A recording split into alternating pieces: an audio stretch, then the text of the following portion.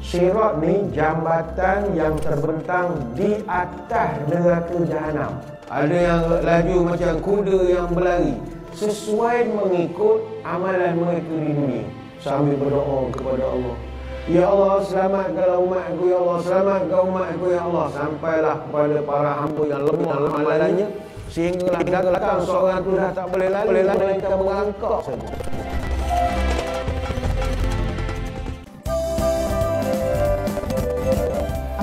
Dekat tepi semak, dia pun jumpa ada animation yang naik coding. Ramai orang cari pemuda-pemuda ni tadi. Sebab apa? Dijadikan esok nak kena bunuh. Orang lalu lalang dekat depan gua. Takut dia nak masuk gua ni. Sebab apa? Betul. Dan yang paling penting, itu bukti yang mana Allah ialah Maha. Kalau Allah rasa nak hidupkan, Allah hidupkan. Kalau Allah rasa nak matikan, Allah matikan.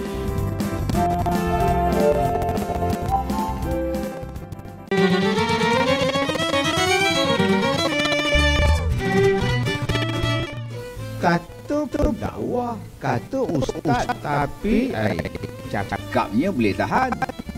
Oh, mentang-mentang lah. Nampak lah. Al-Quran, Al-Imran, sabar ustaz, bawa tenang. Kau suka saya. Saya macam ni style saya.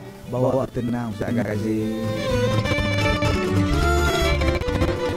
Selalu tengok, tapi masih rasa jemu lagi.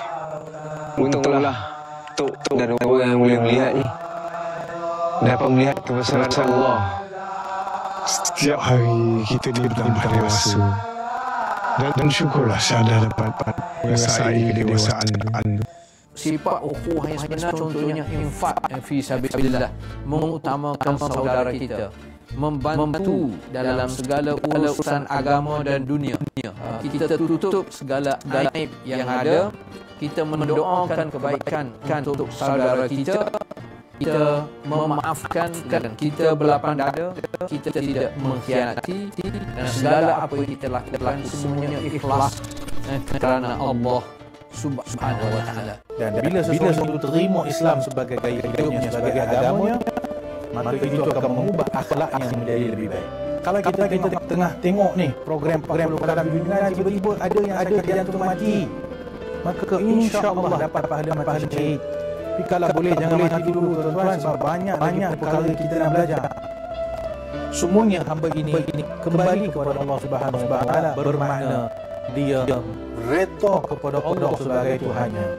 Intik ada satu budak muda buta, baru je pindah ke kampung. Imam bimbinglah syahadat sampai betul-betul jadi imam. Syahadat. Sedang nama tu. Orang kampung dah sibuk pasal pahala. Astagfirullahaladzim, istighfar. Kalau nyata pahala anak pun tak setuju. Dia ingat projek ni tak patuh syariat. Apa tujuan syahadat yang betul ni? Syahadat nak belajar dengan betul. Belajar nak betul. Anda Tok tak garang sekarang. Cara dia mengajar pun macam orang yang baik ni. Kalau Allah pergi, siapa yang akan meneruskan?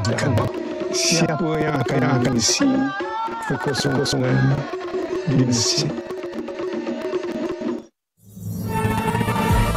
Assalamualaikum warahmatullahi wabarakatuh. Bersama saya Rabi Harun dalam biografi Agung Mesir Baharu di Al-Hijrah yang akan memberi pemaparan tentang 13 orang sahabat Rasulullah sallallahu alaihi wasallam. Kejadian bagi simpanan pedoman dalam hidup.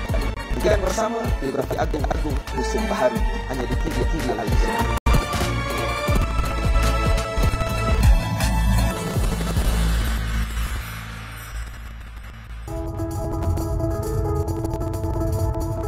Dalam episod yang lepas kami berjaya mengatasi cabaran di mana kereta kami terkandas kerana pancit selepas menyeberang sungai air terjun yang sangat cantik. Itulah cabaran bila kita pergi ke laluan yang berbeza.